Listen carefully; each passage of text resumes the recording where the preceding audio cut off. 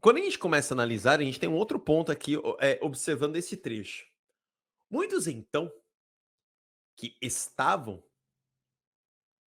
cooptados pelo próprio nazismo, não acreditavam na sua ideologia, mas estavam por medo, estavam por medo. Não é questão de respeito, e às vezes não é por questão, é por questão do medo, tá bom? Isso é importantíssimo. O nazismo, gente, ele usava da cultura do medo, não tem como, do medo para acabar direcionando as pessoas para sua ideologia, para acabar direcionando as pessoas para sua organização. Tanto que a violência que eles aplicavam contra quem era rival era muito certo. É correto afirmar que no nazismo, assim como em outros regimes totalitários, e tem a propaganda e o terror eram faces da mesma moeda. Não, não eram faces da mesma moeda. Eram instituições, eram elementos que os regimes totalitários utilizavam, mas não era a mesma coisa. A propaganda é a porta de entrada. A propaganda é para vender o senso comum. A propaganda é para angariar cada vez mais discípulos para a sua ideologia. O terror é exatamente para garantir àqueles que não acreditam na propaganda que aquilo é correto. É mais ou menos assim, é mais ou menos. Vamos fazer uma comparação, uma relação, uma piração aqui, mas é só para a gente ir construindo exemplos, tá bom? Que fica mais fácil. Os jesuítas chegaram aqui no Brasil. Ah, indígenas, eu vou lhe catequizar, porque vou garantir a vida eterna para você. É a propaganda. A vida eterna, do lado de Deus, tocando harpa, enfim. Aí os jesuítas encontraram ali os aimorés, que eram os indígenas cabra da peste do sul da Bahia. Os caras falaram, velho, não vem com esse papo não. Pode vir com propaganda. Aí os jesuítas falaram, ah, é? Não quer propaganda? Guerra justa. Pode matar. Pode escravizar. É assim. Aí os caras que estavam do lado falaram, meu, é melhor a gente topar. Tá bom? É isso. Então a gente tem que pensar. E essa galera, ela é tão louca que ela mata a própria mãe para seguir os seus mitos. A propaganda e o terror eram faces da mesma moeda, pois impediam qualquer manifestação contrária ao governo, pressionando a população pela filiação em partidos políticos defensores da política oficial. Políticos defensores da política oficial. O totalitarismo, até ele ascender ao poder, ele caminha por uma lógica paralela. Depois, sim, ele vira o próprio Estado a esta fusão. Mas você não pode afirmar que a propaganda e o terror são faces da mesma moeda. Tá bom? Vamos ler a B.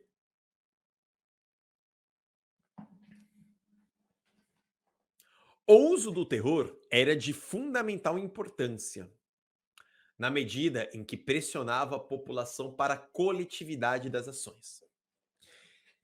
O uso do terror era de fundamental importância, na medida em que pressionava a população para a coletividade. Instinto de rebanho, efeito manada, construída por Nietzsche. A partir do momento que você bate em um, que você bate no outro, aquilo se torna como exemplo e você fica com medo. Gente, isso sempre, sempre ao longo da história, de todo o rolê do sistema solar, do universo, enfim, de Atlântida, de tudo, de tudo. Você garante a manutenção do poder pelo medo. Esquarteja, pica a cabeça, espalha, crucifixa, mostra, enfim. É assim. E pressionava para a população a coletividade das ações. Ou seja, se eu bater nele, eu também tô junto. Quer ver? Vamos pegar casos de linchamento. Como que são casos de linchamento? Alguém começa a apanhar, correto? Começa a apanhar, prende o cara no poste. E o pessoal vai batendo e de repente passou e começa a bater nele também. Fala, não, por que você tá batendo? Não, porque se ele tá apanhando é porque ele não presta. E vai batendo, e vai batendo, e vai batendo. Todo mundo aqui, não é possível, só ele, e vai batendo. Então isso traz segurança, porque te coloca dentro de um grupo, não deixando, assim, espaço para expressões de pensamento e ideologias diferentes. Por medo ou amor? Por medo. Portanto, esta é a B de boa, de bosque, beleza? Nós vamos entender por que não pode ser a C, por que não pode ser a D, tampouco a E. C. A atuação de grupos paramilitares se mostrou menos eficiente do que a propaganda e o terror. Gente, quando você quer se construir num estado paralelo até acender o oficial, o que você faz? Milícia! Que é um que é um grupo paramilitar? Um paralelo é a milícia, que tem ali o controle dos seus espaços locais, das suas comunidades. E a questão coloca que essa paralelo eram, gente, os camisas negras, os camisas verdes do fascismo, a SS do nazismo. Então, esses grupos sempre estiveram presentes em regimes totalitários. Sempre estiveram presos em regimes totalitários. Então, quando você aponta menos eficiente do que a propaganda e o terror sobre a população, não. Gente, vamos fazer uma outra comparação? Vamos fazer uma outra comparação?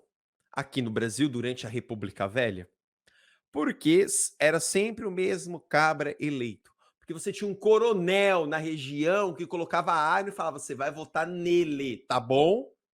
Eu mando. Ah, não vota não para você ver. É isso. É isso. A história não é isolada em um ponto e outro. Você consegue criar relações tentaculares. Se mostrou o terror sobre a população, pois atos terroristas eram frontalmente combatidos pelas autoridades governamentais. Se fosse frontalmente combatidos, você não tinha o que a Arendt trouxe, que a própria polícia, a própria justiça estava em colunho com o totalitarismo. Então não pode ser assim. Vamos entender por que não pode ser a D. A adesão das massas socialistas e republicanas às opções do governo era fundamental, pois legitimava as ações de Hitler. Daí o uso intenso de terror e da propaganda como forma de trazer o apoio das massas. Gente, a adesão das massas socialistas ao nazismo? Não. Por favor, tá, gente? Não.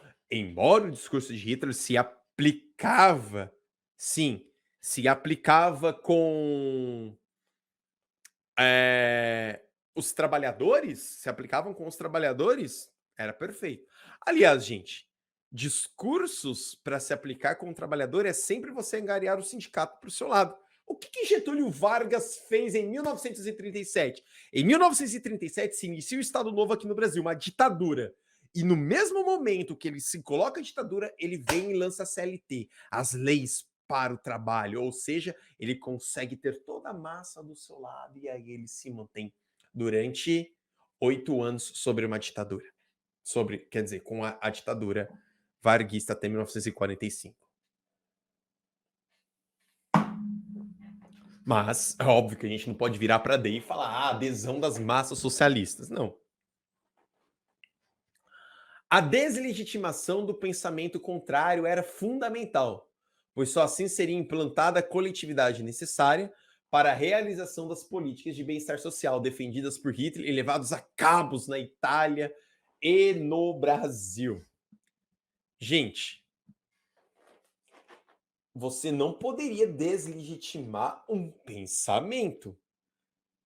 Se você está se vendendo por uma ideologia, essa ideologia tem que incurtir na cabeça de todos. Beleza?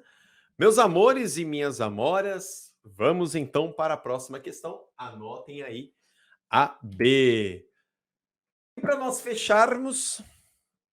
Ah, meu Deus, na hora que eu estava colocando a questão, eu apaguei a universidade. Mas tudo bem, não tem problema não, dá para a gente discutir essa última questão. Eu achei essa questão interessante. Eu falei, nossa, cara, tão atual, não é? Tão atual. O povo brasileiro merece ser estudado pela NASA, não é? A gente não tem memes desse jeito? Não tem memes? Nossa, quando vem umas gambiarras aí aparece, dessa vez a NASA vem. Não tem memes assim? E, cara, ver brasileiro vibrando, chorando por um possível estado de sítio, falando: "Meu, agora a NASA vem". Não, não é possível. Qualquer outro lugar do mundo, o pessoal ia estar em desespero. E a galera que: "Não, agora tem estado de sítio". Meu Deus! Cara, a NASA tem que vir mesmo para estudar, porque isso é um caso de outro mundo, velho. Mas vamos lá então. Para a gente fechar então, relacione os conceitos apresentados na coluna A às características que os identificam listados na coluna B. E amores, essa questão ela traz conceitos importantíssimos no mundo da política, que é o estado de sítio, o totalitarismo e o absolutismo. Eles, por vezes, caminham dentro do mesmo saco, mas eles são objetos diferentes, tá? Eles podem estar ali dentro do mesmo saco, centralização do poder, mas eles são objetos diferentes, tá bom? Então isso é muito, muito importante. Vamos só entender um pouquinho. O estado de sítio, ele está previsto, mas ele é uma situação só em casos de extrema urgência, como, por exemplo, estado de guerra, tá bom? O estado de sítio, ele assume o presidente, o poder executivo, ele assume em caso de muita urgência, como, por exemplo, uma guerra mesmo, guerra, ele acaba assumindo tanto as funções do legislativo quanto as funções do judiciário, ou seja, ele decide. Então, quando a gente fala, estamos vivendo um estado de sítio, é o presidente, o poder executivo está decidindo tudo, tá bom? Ou seja, você tem um rompimento das instituições. Então, as discussões de Montesquieu entre executivo, judiciário, legislativo ficam de lado e vem só o poder. É tipo o poder moderador de Dom Pedro I, manja? Beleza? Aí vocês devem estar pensando, mas, poxa, por que isso? Deixar tudo na mão do poder executivo, mesmo numa democracia, com instituições sólidas. Segundo o estado de sítio, em casos de extrema urgência, as decisões têm que ser tomadas de maneira rápida. De maneira rápida e acertada. Então não dá para ficar abrindo discussões em congresso. Só que, gente, para se aprovar o próprio estado de sítio, não é assim, eu, presidente, vir e falar, agora é estado de sítio. Não, não. Primeiro tem que ter o porquê, depois tem que se passar num congresso, depois tem que se validar em Senado. É assim, o estado de sítio. Eu acordei hoje, vamos comemorar no WhatsApp estado de sítio. Não é, tá, amores? Não tá, não tem como. Bom, no totalitarismo, o partido, aí tá, já é o partido, ele toma o poder e domina o Estado, tá bom? Eliminando a democracia. O totalitarismo está muito relacionado com um grupo, um partido tomando o poder e se mantendo, eliminando a democracia, valorizando o individualismo dentro da relação do grupo e se aproveitando aos montes os meios de comunicação. E a função do meio de comunicação, nesse caso, é promover mesmo a ideologia, levar a informação, tal como nós já construímos. E o absolutismo, que foi muito comum na Idade Moderna, é quando o poder está na mão de um rei, uma pessoa. O Estado sou eu. Beleza? É isso. Não tem erro. São conceitos muito, muito, muito importantes. Tá bom? Vamos lá, então. Pensando nisso, vamos fazer as relações. Então, coluna A, estado de sítio. Coluna B, forma de organização do Estado, na qual o poder se concentra na mão de um pequeno grupo. Então, isso dá o totalitarismo, correto? Beleza? Ou ali, ó, forma de organização. Então, 2. Instrumento legal, estado de sítio. Então, 2, 1, 3. Beleza. Alternativa C. C de certa. C de sucesso. Vai ter gente, vai, Bagline, sucesso com C, mas é só pra gente brincar um pouquinho. Tá bom? Meus amores, muito, muito, muito obrigado mesmo, de coração, por mais essa aula. Um beijo no coração de cada um e até a próxima. Tchau, tchau, lindos.